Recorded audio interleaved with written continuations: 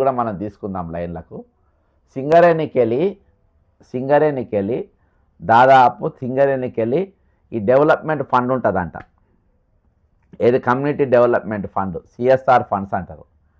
ఆ డబ్బు మొన్న ఫుట్బాల్ వాళ్ళ మనవడు ఆడడానికి ఫుట్బాల్ కోసం ఆయన దగ్గర ఉన్న బౌన్సర్లు ఆయన దోస్తులు ఫుట్బాల్ ఆడడానికి ఆ పైసలు వాడిందంట. అందులోకి ఆ కాంట్రిబ్యూషన్. నేను ఈ పైసలన్నీ ఎందుకు లెక్క పెడుతున్నా అంటే, ఈరోజు మా నోర్లు కొట్టి మీ విలాసాల కోసం వాడుకుంటూ ఉంటారు, మీ ఎంజాయ్మెంట్స్ కోసం వాడుకుంటూ ఉంటారు. దీని గురించి ఏబిఎన్ చూపియది, ఏ ఛానళ్ళు పెద్ద ఛానల్ ఏవి కూడా చూపియదు. దీని మీద ఎక్కడ కూడా చర్చ ఉండదు, ఏముండదు. ఓసారి ఇగో ఇది చదువుదాం, చదివినాక మనం వివరాలకు పోదాం. దీని మీద ఏదో ఎంక్వైరీ చేసిందంటే ఇది బాగా వైరల్ అవుతుంది. Subject technical team to analyse the notice inviting tender NIT published in 28/11/2025 for appointment of mining develop operator. ఇది ఎన్నో తారీఖు రిలీజ్ అయింది అనుకున్న లెటరు, డేటెడ్ 21 January 2026, అంటే మొన్న రిలీజ్ అయింది. A technical team has been constituted as per the directions of Honorable Member of Coal to examine and analyze the notice inviting tender NIT published in 28/11/2025 for appointment of mine developer and operator in Naini coal block. ఓకేనా, Naini coal block అంటే ఇట్లా 2-3 అంశాల పైన ఇదంతా మన కింద డబ్బా వేసి ఉన్నది చూడండి. ఆ డబ్బాలు ఏముంది, analyse whether the CSR spending pattern and quantum is in accordance with statutory CSR provisions. The technical team shall visit the Singareni headquarters immediately. అంటే హైదరాబాద్లో మరి అక్కడ 3 రోజులలో వాళ్ళు వచ్చి మరి వీళ్ళకు ఈ క్రికెట్ ప్లేయర్ అప్పుడు వచ్చినటువంటి పైసలు రద్దు. సరే, ఇది మన వాయిదాలు ఎందుకు, అసలు సింగరేణి ఉద్యోగులు దీని మీద ఏం చెప్పిన అనేది ఒకసారి మనం విందాము. సింగరేణి ఉద్యోగులు మరి ఈ డబ్బు ఎటుపోయింది ఏందో ఒకసారి వాళ్ళు ఏం చెప్తున్నారో ఒకసారి మనం విందాం. సింగరేణిలో ఉన్నటువంటి సొమ్ముని 10 కోట్ల రూపాయలు మొన్న అర్జెంటీనాకి సంబంధించిన మెస్సీ అనే ఫుట్బాల్ క్రీడాకారుడు వస్తే మనవడు ఫుట్బాల్ ఆడడం కోసం అరగంట ఆట కోసం 10 కోట్ల రూపాయలు వెచ్చించినటువంటి యాజమాన్యం ఇవాళ సింగరేణి డేకి ఎందుకు ఆర్థిక భారమైందో ఇవాళ మేము అడుగుతా ఉన్నాం. ఇలా సింగరేణి డే నిర్వహించడం కోసం ఇలా ఆర్థికంగా భారం ఉందని చెప్పేసి కేవలం 50,000 రూపాయలతోటి ఇలా ఇళ్ళ ఏరియాలో సరిపెట్టుకున్నారు. కానీ ఇలా ఉన్నాం సింగరేణి డేని జరపడంలో ఎందుకు ఇది చేసేవారు మాకు అర్థం కాదు. కానీ అదే కాదు, ఇలా ఉన్నటువంటి పరిస్థితులు చూసుకుంటా ఉన్నాం. ఇలా ఐఏఎస్ వారికి లక్షల రూపాయలు ప్రతి ఏటా ఇచ్చి లక్షల రూపాయలు వెచ్చిస్తాం. ఇలా సింగరేణి తల్లి పుట్టినరోజుని ఇలా చాలా నీచంగా జరుపుకోవడం చాలా బాధగా ఉంది. ఏది ఏమైనా 25 సంవత్సరాల నుంచి అంత వైభవంగా సింగరేణి ఇలా దుర్మార్గమైన పరిస్థితులు జరుపుకోవడం చాలా శోచనీయంగా మేము భావిస్తా ఉన్నాం. ఏదేమైనా సింగరేణి యాజమాన్యం ప్రభుత్వం వైఖరిని మేము వ్యతిరేకిస్తూ ఉన్నాం. దీన్ని తీవ్రంగా ఖండిస్తూ మేము ఈరోజు సింగరేణి వ్యాప్తంగా కూడా సింగరేణి డేని బహిష్కరించడం జరిగింది. ఈరోజు మెస్సియో ఆయన వచ్చినప్పుడు ఆయన ఫుట్బాల్ ఆట కోసం సింగరేణికి వెళ్ళి వాళ్ళు సిఎస్ఆర్ అంటే సేవా కార్యక్రమాల కోసం ఖర్చు పెట్టాల్సిన పైసలు ఈరోజు అవి దారి మరలించి ఆ పైసలు మరి మొన్న ఫుట్బాల్ కోసం వాడిన డైవర్షన్ అనేది కనబడుతుంది కదా. ఈరోజు రిటైర్మెంట్ వాళ్ళకి ఇవ్వాల్సిన పైసల డైవర్షన్ దాదాపు 16 లక్షల వేల కోట్ల రూపాయలు మరి డైవర్షన్, మొన్న 11,000 కోట్ల డైవర్షన్ ఈ సంవత్సరం. అయితే వాళ్ళకి ఇవ్వాల్సిన పైసలు ఇష్టానుసారంగా ఈరోజు డైవర్షన్ చేసుకుంటా ఈ విధంగా సింగరేణి కాలరీ పైసలు కూడా సిఎస్ఆర్ ఫండ్స్ అవి డైవర్ట్ చేసి మరి ఈరోజు క్రికెట్ మన ఏది మెస్సీ ఫుట్బాల్ కోసం ఖర్చు పెట్టేటువంటి పరిస్థితి, అరగంట ఆట కోసం ఈరోజు వాళ్ళ కష్టార్జితమైనటువంటి డబ్బులు తీసుకుపోయి మరి అక్కడ దానికోసం వెచ్చించడం ఎంతవరకు సబబు అని చెప్పేసి మరి సింగరేణి కార్మికులు ఈరోజు దాన్ని లేవనెత్తును ప్రశ్నిస్తూ ఉన్నారు. మరి సందర్భంగా మరి ఎవరో ఒక మెంబర్ బొగ్గుకు సంబంధించిన మెంబర్ ఇచ్చిన కంప్లైంట్ పైన దీని మీద ఎంక్వైరీ చేయాలి. మరి సిఎస్ఆర్ ఫండ్స్ దేనికోసం వాడినరు, ఎట్లా వాడినరు అని చెప్పేసి మరి నైని కోల్ మైన్స్ గురించి ఎంక్వైరీతో పాటు దీని మీద కూడా ఎంక్వైరీ చేయాలని చెప్పేసి మరి వాళ్ళు కేంద్ర ప్రభుత్వం దాన్ని ఆదేశాలు ఇవ్వడం జరిగింది. సరే ఎంక్వైరీ ఏమున్నా ఏం పొడిచేది లేదు పీకేది ఏమి ఉండదు వీళ్ళు, కానీ వాస్తవానికి మాత్రం అది జరిగే పరిస్థితి ఆ విధంగా జరుగుతూ ఉంది. మరి ఇయాల్టికి అంటే ఈరోజు వాళ్ళ నోర్లు కొట్టి వాళ్ళకి ఇవ్వాల్సిన పైసలు సింగరేణి డే అనేది చేసుకోకుండా కూడా ఈరోజు వాళ్ళకు డబ్బులు ఇవ్వలే అంట, వాళ్ళ డబ్బులు వాళ్ళకి ఇవ్వలే అంట. వాస్తవానికి ఇవాళ సింగరేణి కాలరీలు ఒక్కలు వాళ్ళు తలుచుకుంటే ఈరోజు తెలంగాణ అప్పు తీర్చే దమ్ము వాళ్ళకు ఉన్నది. కానీ అందులోకెళ్ళి వచ్చే పైసలు ఈరోజు టెండర్లు వీళ్ళందరూ కూడా అక్రమంగా దోసుకుంటా ఈరోజు వాటిని మొత్తం ఈరోజు దివాళా తీపిచ్చే పరిస్థితి. సింగరేణిలో ఒక రకం కాదు, రకరకాలుగా మెడికల్ అన్ఫిట్ అనేది ఈరోజు నిజంగా వాళ్ళు మెడికల్ అన్ఫిట్ అవ్వాల్సి ఉన్న వాళ్ళ మెడికల్ అన్ఫిట్ చేయకుండా బలవంతంగా వాళ్ళతో డ్యూటీలు చేయించుకుంటున్నటువంటి పరిస్థితి. ఇటువంటి అనేకమైన ఇబ్బందులలో ఈరోజు మన సింగరేణి కార్మికులు కొట్టుమిట్టాడుతున్నటువంటి పరిస్థితులలో ఈరోజు వాళ్ళు ఉన్నారు. కాబట్టి మరి ఇది ఎటుపోతుంది, ఏ విధంగా అవుతుంది అనేది చెప్పేసి కాలమే చెప్పాలి. ఖచ్చితంగా ముఖ్యమంత్రి గారు మరి ఏ రంగాన్ని వదులుతలేరు. ఈరోజు లక్షల రూపాయల జాకెట్లు అంటే ఆయన వేసుకునే బట్టలు, మరి అక్కడ తిరుగుతూ ఉన్నాడు ఆడబడి ఏడా మన ఏది స్విట్జర్లాండ్లో దావోస్లో పడి పెట్టుబడి కోసం తిరుగుతూ ఉండంట. మరి పెట్టుబడి పెట్టని కనబడతలేదు అక్కడ. వీళ్ళ తిరుగుడు వీళ్ళ చంద్రబాబు నాయుడు లోకేష్ వీళ్ళంతా తిరుగుడు చూస్తూ ఉంటే అక్కడ కొత్త అకౌంట్లు తెరవనికి అక్కడ అకౌంట్లలో పైసలు వేయడానికి పోతున్నట్టు కనబడుతుంది. కానీ అక్కడికి వెళ్ళే పెట్టుబడులు వీళ్ళు తెచ్చినట్టు, ఇక్కడ కంపెనీలు పెట్టినట్టు, ఇక్కడ ఆల్రెడీ వీళ్ళు తెచ్చిన కట్టలు ఇక్కడ కూర్చొని లెక్క పెట్టుకున్నట్టు మనకు ఎక్కడ కూడా ఏం కనబడతలేదు. ఈరోజు ఒక రూపాయి కూడా తెలంగాణకు వచ్చినట్టుగా, తెలంగాణకు వీళ్ళు తెస్తున్నట్టుగా ఎక్కడ కూడా కనబడతలేదు. ఎందుకంటే ఈరోజు అంటే ఏం లేదు, అక్కడికి పోవాలి, అక్కడికి వెళ్ళి పెట్టుబడులు చేస్తున్నాం. ప్రతిదీ పెట్టుబడులు ఆకర్షించడానికి, మేము కష్టపడుతున్న పెట్టుబడులు ఆకర్షించడానికి, మేము పనిచేస్తున్న పెట్టుబడులు ఆకర్షించడానికే మేము నిత్యం కష్టపడుతున్నామని చెప్పి ఇక్కడికే చిరంజీవిని కూడా పట్టుకపోయాను. మరి ఆ చిరంజీవి అక్కడ ఆయన ఏం పెట్టుబడి చేస్తాడు, ఆయనకేం పని అక్కడ, ఆయన దేనికోసం తీసుకుపోయినరు అని అంటే ఇక ఇవన్నీ కూడా కథలు ఏం లేదు. ఇక్కడ అంతా జనాన్ని మొయ్యనికి, జనాన్ని మోసం చేయనికి తప్ప ఇంకా ఏం లేదు. ఇక గ్రీన్ కోక ఇగో ఇవన్నీ వీళ్ళందరినీ తీసుకుపోతున్న పరిస్థితి అక్కడ. ఇక దీన్నే అడ్డం పెట్టుకొని ఈరోజు గత 2 రోజులుగా నిన్న దినాన హరీష్ రావు గారిని, ఈరోజు మరి కేటీఆర్ గారిని, ఇద్దరిని కూడా సిట్ అనేది పిలిపించింది. ఇది చాలా ఇంట్రెస్టింగ్ సబ్జెక్టు. దయచేసి నేను చెప్పుడు మర్చిపోయినా, ఇప్పటి వరకు మీరు సబ్స్క్రైబ్ కాని వారు సబ్స్క్రైబ్ కండి నంబర్ 1. రెండవది కామెంట్ చేయండి, షేర్ చేయండి. ఓకే. అయితే సిట్ ఇవాళ 2వ రోజున కేటీఆర్ గారిని పిలిపించింది. చాలా ఇంట్రెస్టింగ్ సబ్జెక్ట్ విన్నది. సిట్ అంటే ఏంది, ఎన్నిసార్లు సిట్ వేసిండ్రు?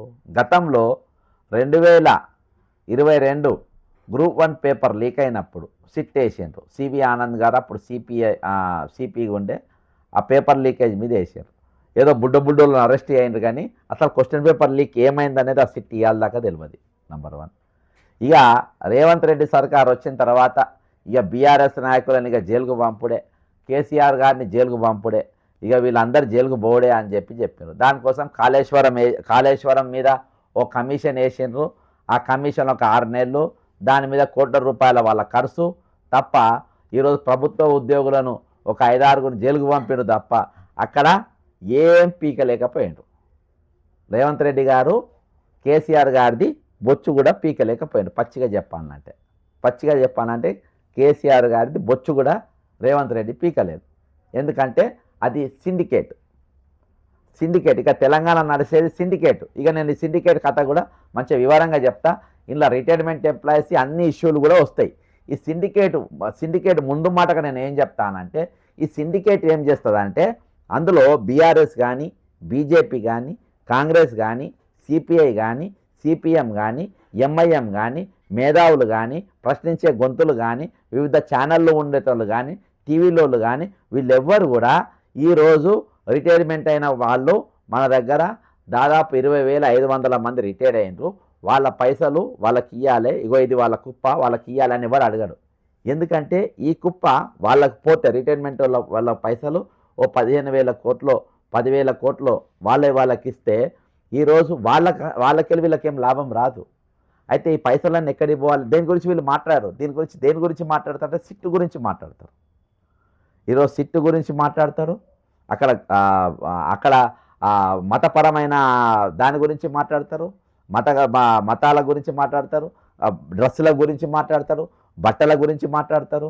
ఆమె బట్టలు బరాబర్ వేసుకోలే మాకు కాబట్టి నేరాలు అవుతున్నాయని మాట్లాడతారు. కానీ ఈ కుప్ప గురించి ఎవరు అంటే ఈ పైసలు, ఈ 10,000 కోట్లు ఆ కుటుంబాలకు ఇస్తే 20,500 మంది వాళ్ళు ప్రశాంతంగా బతుకుతారు అని చెప్పి వీళ్ళు ఎవరు చెప్పారు. ఈరోజు హైదరాబాద్లో దాదాపు 12,50,000 మంది, 15,50,000 మంది వాళ్ళు ఈపీఎస్ కింద పనిచేసేటోళ్ళు 3,000 కింద వాళ్ళ డబ్బులు వాళ్ళకి ఇస్తే హ్యాపీగా బతుకుతారని చెప్పి కాంగ్రెస్ వాళ్ళు అన్నారు, బీఆర్ఎస్ వాళ్ళు అన్నారు.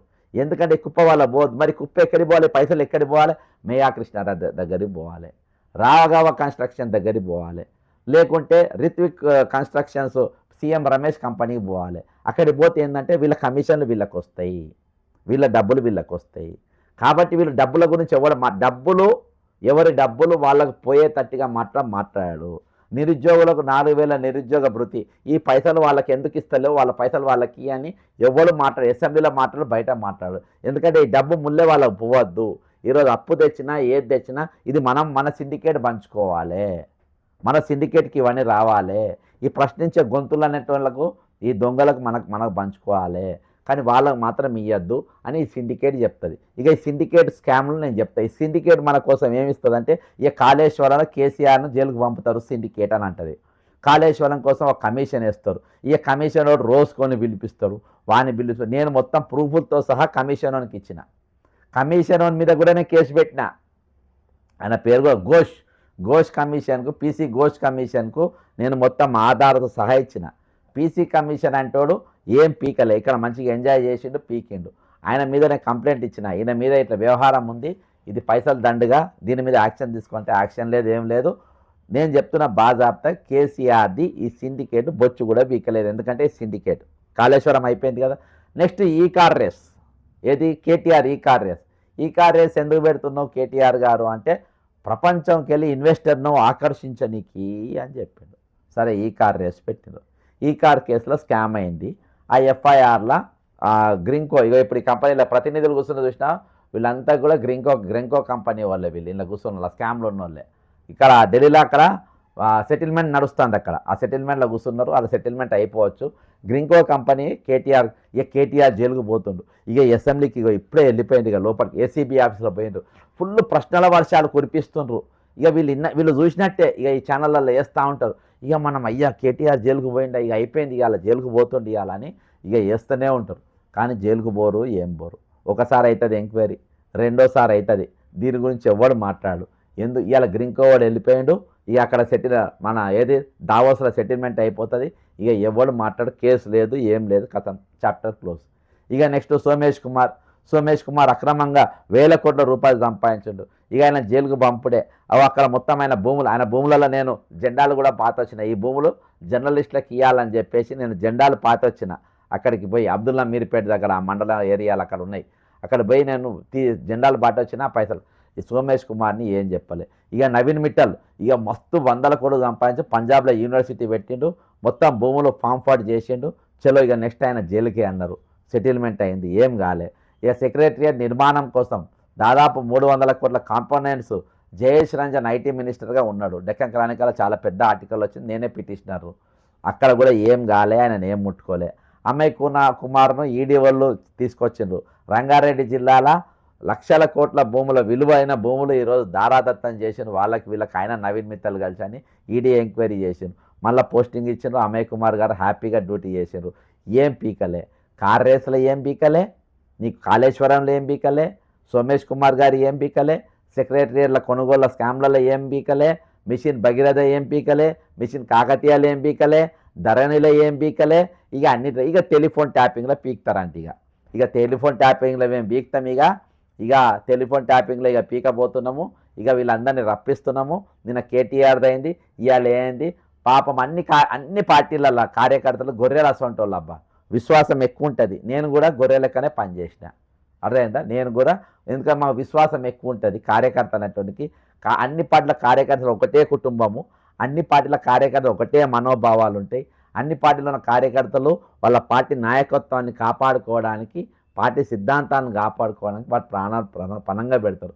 ఆ విధంగా ఈరోజు కూడా అంటే మాకు ఎప్పుడు సోనియా గాంధీకి రాహుల్ గాంధీ గారికి ఎప్పుడు ఈడీ నోటీస్ ఇచ్చినా మేము ఈడీ ఆఫీస్ కాడ ధర్నా చేయాలి, ఐటీ నోటీస్ ఇస్తే ఐటీ ఆఫీస్ కాడ ధర్నా చేయాలి, ఇక మా వాళ్ళు ఎప్పుడన్నా ఎవరైనా జైలుకు పోతే మేము ధర్నాలు చేయాలి. అట్లా హైకమాండ్ పిలిపిస్తుంది, మేము చేస్తూ ఉంటాం. అదేవిధంగా ఇక్కడ చేసింది, కానీ ఇక్కడ ఏం జరగదు. ఎందుకంటే సిండికేట్ కేవలం ఎంక్వైరీల వరకే చేయమనంటది. ఇక్కడ సిండికేట్ బాస్ ఎవరు?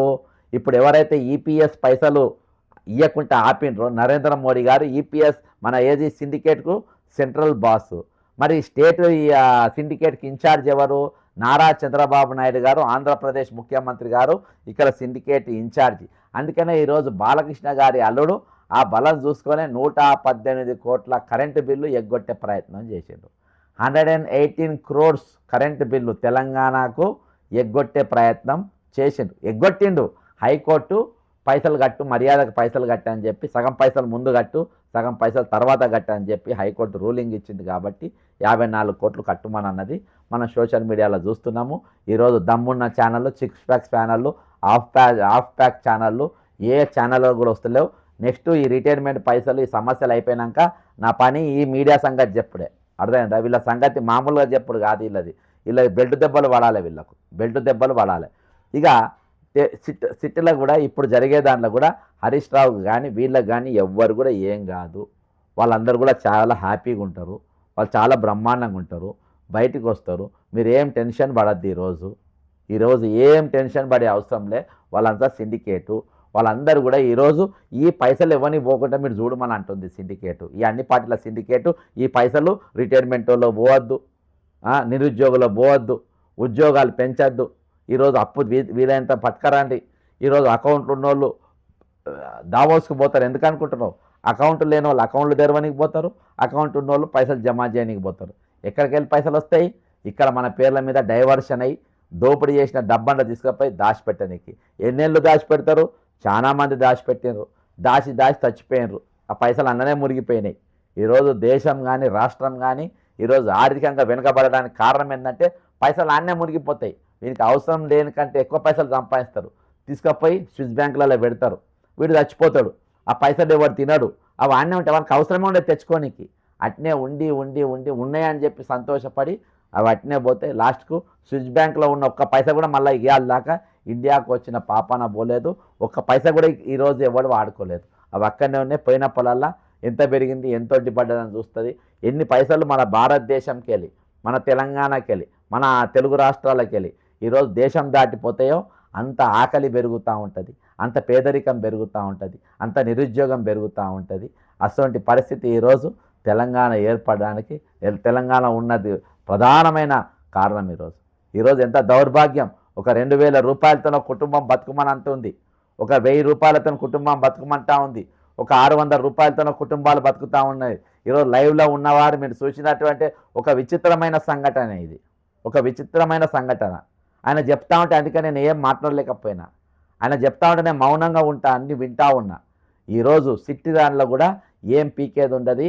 కాబట్టి బీఆర్ఎస్ కార్యకర్తలకు చెప్తున్నా, నాయకులకు చెప్తున్నా, మీరు ఏం టెన్షన్ పడే అవసరం లేదు, మీరు హ్యాపీగా ఉండండి. వాళ్ళకి ఏం కాదు, వాళ్ళు ఎవ్వరు జైల్లోకి పోరు. వీళ్ళందరూ ఒకటే, వీళ్ళందరూ అన్ని పార్టీలో ఉన్న సిండికేట్ ఒకటే. అగో సాక్ష్యం ఇప్పుడు దావోస్లా కార్ రేస్లా ఉన్నటువంటి ఎఫ్ఐఆర్లో ఉన్నటువంటి గ్రింకో కంపెనీ వాళ్ళు అక్కడ కూర్చొని ఉన్నారు. అక్కడ సీఎం రమేష్ కూడా కూర్చున్నారు, పొంగులేటి శ్రీనివాస్ కూర్చున్నారు. బ్రహ్మాండంగా చర్చలు జరుగుతున్నాయి, అన్నీ అయిపోయినాయి. సూటు బూట్లు వేసుకొని బ్రహ్మాండంగా తిరుగుతున్నారు. ఈరోజు మన రేవంత్ రెడ్డి గారు కూడా మంచి జాకెట్టు, అయితే మన కాలేజ్ డేస్లలో, కాలేజ్ రోజులలో యాన్యువల్ డే రోజు మన రోజు కాలేజ్కి ఎట్లా తయారైపోయినా యాన్యువల్ డే రోజు కొంచెం స్మార్ట్గా మంచిగా ట్రిమ్గా తయారైపోతారు. లాస్ట్ డే కాబట్టి పోతారు.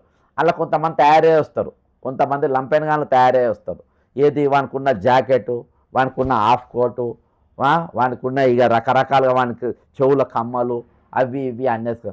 మన ముఖ్యమంత్రి గారు ఇక డావోస్కి పోయినరు, అసొంటి జాకెట్ వేసుకుంటారు, అసొంటి హాఫ్ జాకెట్ వేసుకుంటారు, అసొంటి టైపులనే తయారైనరు. కానీ కమ్మలు ఒకటే మర్చిపోయిండ్రు సారు. కమ్మలు, పోగులు, మళ్ళీ ఇట్లా అద్దాలు, మళ్ళీ ఇట్లా ఫంకు తీసుడు, ఇవి మర్చిపోయారు. ఇవన్నీ కూడా బరాబర్ అదే విధంగా తయారైనరు. ఇలా అక్కడ మొత్తం ఆయన్నే చూస్తుందంట, ఏంది ఈయన ఇట్లా తయారై వచ్చింది అని చెప్పి.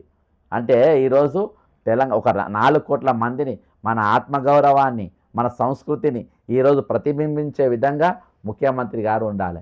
మరి దీనికోసము మహిళల బట్టల గురించి మాట్లాడేటోళ్ళు ఈరోజు దీని గురించి నోరు తెరుస్తలేరు. ఈరోజు మహిళల క్యారెక్టర్ అసాసినేషన్ చేసేటోళ్ళు దీని గురించి మాట్లాడతలేరు. కాబట్టి ఈరోజు అంత ఎమోషనల్గా అంత సెంటిమెంటల్గా మనం ఎవరం పోవాల్సిన అవసరం లేదు. వీళ్ళందరూ కూడా బ్రహ్మాండంగా ఉంటారు, వీళ్ళందరూ కూడా హ్యాపీగా ఉంటారు. ఏ కేసు కాదు, హరీష్ గారు జైలుకు పోరు, ఎవరికి పోరు. నేను ఫైనల్గా ఈరోజు కేసీఆర్ కానీ కేటీఆర్ గారు కానీ ఎవరిది కానీ వీళ్ళెవ్వరిది కూడా ఈరోజు రేవంత్ రెడ్డి అనేటోడు వాళ్ళ ఇంటికే కూడా పీకడు, వాళ్ళది ఏం కూకడు.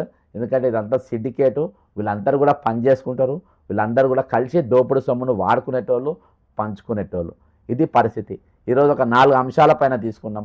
బాధాకరమైన అంశం ఒకటి ఈరోజు, అంతేకాకుండా ఈరోజు హరీష్ రావు వాళ్ళ కేసులది ఒకటి, సింగరేణి పైన పైసల గురించి దాడి మళ్లింపు ఒకటి, అంతేకాకుండా రేవంత్ రెడ్డి గారు మరి ఆ దేశ పర్యటన, విదేశీ పర్యటన చాలా బ్రహ్మాండంగా జరుగుతుంది, హ్యాపీగా జరుగుతుంది, చాలా బాగా ఎంజాయ్ చేస్తుండ్రు.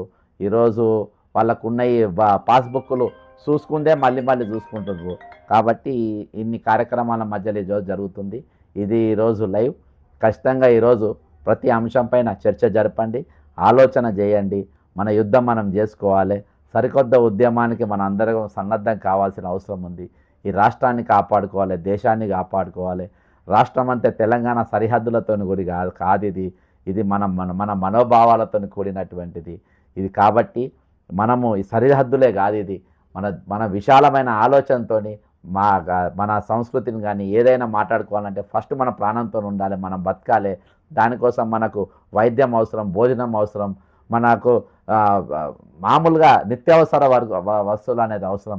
ఈరోజు అవే మౌలిక సదుపాయాలు మనకు అందుబాటులో లేనిది మన ఈ జీవనం కొనసాగడం అనేది చాలా కష్టదాయకంగా ఉంటుంది. కాబట్టి కష్టంగా ఇంకొక అంశం మర్చిపోయినా, మన టీవీ9 రవిప్రకాష్ గారు పాపం ఆయనను చాలా గొప్ప మనిషి, ఆయన కూడా చాలా గొప్ప సేవలు చేసిండు.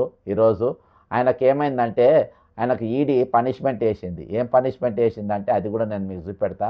ఆయనకు ఒక వారం రోజుల పాటు జైలు శిక్ష వేసింది, వారం రోజుల పాటు జైలు శిక్ష వేసింది, లేకుంటే 1000 రూపాయలు కట్టమని చెప్పింది. ఇప్పుడు ఈయన నీతులు చెప్తాడు, మన రాతలు మారుస్తూ అంటాడు. ఈరోజు ఇన్ని సమస్యలను ఒక సమస్య గురించి కూడా వీళ్ళు మాట్లాడారు, ఒక సమస్య కూడా వీళ్ళు చర్చకు తీసుకురారు, ఒక సమస్య గురించి వీళ్ళు స్పందించరు. ఇంతమంది చచ్చిపోతున్నా వాళ్ళు మాట్లాడుతున్నారని వాళ్ళు ఎత్తరు. ఈరోజు ఈయనది టీవీ9కి వెళ్ళి బయటికి వచ్చిన ఈడీ కోట్ల ఈయన పైన నిరూపితమై 1000 రూపాయలు ఫైన్ వేసిండ్రు, కోర్టుకు పోతలేనంట, తప్పించుగా తిరుగుతున్నట. దాదాపు 18 కోట్ల రూపాయలు దేశం దాటించే ప్రయత్నం దాటించిందంట. ఆ అభియోగాలపైన ఈయన పైన ఈడీ కోట్ల కేసులు నడుస్తూ ఉన్నాయి. ఈయన మన కండక్ట్ సర్టిఫికేట్ ఇస్తూ ఉంటారు. నరేంద్ర మోడీ మంచోడు, నిర్మలా సీతారామన్ చాలా మంచిది, బక్క జెల్సన్ అంటోడు బేకార్ గాడు, ఆయన బ్యాడ్ క్యారెక్టర్, మంచోడు కాదు ఆయన. రేవంత్ రెడ్డి గారు చాలా బుద్ధిమంతుడు, మహేష్ కుమార్ గౌడ్ ఇంకా బుద్ధిమంతుడు, కిషన్ రెడ్డి గారు అయితే అంటే ఈయన సర్టిఫికేట్లు ఇస్తారు, కండక్ట్ సర్టిఫికేట్ ఇస్తారు. ఎవడు మంచోడు ఎవడు చెడ్డోడు అనేది ఈయన దగ్గర కొలతలు ఉన్నాయి, పెద్ద పెద్ద స్కేళ్ళు ఉన్నాయి. ఆ స్కేళ్ళు పెట్టి కొలిపిస్తారు. ఒరిజినల్గా దొంగలు వీళ్ళే. ఈ రవిప్రకాష్ అనేటోడు ఏం చేసిందంటే ధరణి స్కామ్ అనేది నేను మొత్తం టోటల్ సాక్ష్యాలతో సహా బయటికి తీసిన. ఈయన టీవీ9లోకి వెళ్తే అన్ని బయటికి వెళ్ళగొట్టినాక తొలివెలుగని పెట్టిండు. ఆ తొలివెలుగు నేను అవుట్ రైట్ సపోర్ట్ చేసిన. అప్పుడు తొలివెలుగు రఘు అందులో జర్నలిస్ట్గా ఉండే. అది నేను ఈడీ ఆఫీస్లో కంప్లైంట్ ఇచ్చి అందులో సాక్ష్యాలు మొత్తం ఎక్స్క్లూజివ్గా ఒట్టి తొలివెలుగు చూపించిన. ఈయన పోయి కేటీఆర్తో కుమ్మక్క అయిపోయి ఆ వీడియోనే ఊడబీకింది. అందులోకెళ్ళి వీడియోని ఊడబీకేసి ఆర్టీవీ అనేది కేటీఆర్తో కుమ్మక్కై ఆర్టీవీ అనే ఛానళ్ళు ఈరోజు ప్రారంభించాడు. ఆర్టీవీల నేను తొలి వెలుగులో ఎక్కడ చూసినా బక్క జెల్సన్ కనబడతాడు, కానీ ఆర్టీవీలో కూడా ఆర్టీవీ పెట్టినాక ఎక్కడ కూడా రవిప్రకాష్ దానిలో కన్నా నేను కనబడా. నేనే కాదు, ఈరోజు సామాన్య జనం ఎదుర్కొంటున్న ఏ సమస్యలు కూడా కనబడాయి. అలా మొత్తం కంప్లీట్గా లంపెన్ ప్రోగ్రామ్స్, లఫంగి ప్రోగ్రామ్సే వస్తూ ఉంటాయి ఆర్టీవీలో. అది టీవీ రవిప్రకాష్. మరి ఇటువంటి ఛానళ్ళు రియల్గా మనం ఒక క్యారెక్టర్ ఉన్న ఛానల్ను చూడాలన్నా, ఒక ఐఏఎస్ మహిళ యొక్క మానం గురించి క్యారెక్టర్ అసాసినేషన్లో ఛానల్ మనం చూడాలన్నా, వీళ్ళ మనకు వార్తలు చెప్పేది, వీళ్ళ మనకు నీతులు చెప్పేది, ఇటువంటి వాళ్ళని మనం చూడాలన్నా, ఇటువంటి వాళ్ళని మనం బహిష్కరించాలన్నా, ఇటువంటి ఛానళ్ళను మనం నిజంగా ఒక కులబద్ధగా మనం మార్చుకోవాలన్నా అనే ఆలోచన కూడా మనం చేయాల్సిన అవసరం ఉంది. ఈరోజు మన అర్థనాదాల గురించి వీళ్ళు ఈరోజు నేను ఆ కేంద్ర ప్రభుత్వ EPS 95 కింద ఎవరైతే ధర్నా చేస్తున్నారో అక్కడికి పోతే ఒక్క మీడియా వాడు కూడా లేరు సార్. ఒక్క మీడియా వాడు కూడా లేడు అక్కడ. నేను కవర్ చేసి నేను ఆ క్లిప్పింగ్ తీసుకొని ఈరోజు తక్కిన మీడియాలన్నీ వేరే ఛానల్లో కూడా పంపిన. నాకు వచ్చేటి నేను అందరికీ పంపుతా. నేను ఎక్కడ కూడా నా లోగో పెట్టుకోను. నా ఛానల్ ఎవరైనా డౌన్లోడ్ చేసుకో, ఎవరైనా వేసుకోవచ్చు అని చెప్పేసి ఓపెన్గా నేను పెడతాను. వీళ్ళు అట్లాగా దొంగలు, వీళ్ళు లోగోలు వేసుకుంటారు, డౌన్లోడ్ చేసుకుంటే వీళ్ళు కేసులు పెడతారు, కంప్లైంట్ ఇస్తారు, ఆ ఛానల్ని ఎగరగొడతారు. దొంగలీళ్ళు. ఈ రవిప్రకాష్ అంటే నంబర్ 1 దొంగ. ఇక్కడ మీడియా సంస్థలు నడిపేటోళ్ళు మొత్తం దొంగలు నడుపుతున్నారు. ఈరోజు వాళ్ళకి అందుకైనా కోట్ల రూపాయలు వస్తాయి. ఎట్లా నడుపుతారు? ఎట్లకెళ్ళి వస్తాయి సార్ వీళ్ళకు? ఛానళ్ళ మీద కోట్ల రూపాయలు బ్లాక్మెయిల్ చేస్తారు, బెదిరిస్తారు, అదే అంత లంగకత్తలు అన్ని పడి పైసలు సంపాదిస్తారు. కాబట్టి నేను దొంగ రవిప్రకాష్ అంటే వాడి దగ్గర మీడియా ఉందని బొంగ ఏమని ఉందని వాడు దొంగ అన్నప్పుడు నేను దొంగనే చూపెడతా. కాబట్టి దొంగలతో కూడా మనం అప్రమత్తంగా ఉండాలి, దొంగలతో మనం జాగ్రత్తగా ఉండాలి. ఈ దొంగల ఛానల్ మన కొలబద్ద తీసుకోవద్దు, ఇవే సత్యాలని మనం నమ్మద్దు. అసలు ఈ ఛానళ్ళ రేటింగే మనం పెంచద్దు. మనం ఎంత రేటింగ్ పెంచితే వీళ్ళు లంచం అంతా పెరుగుతుంది.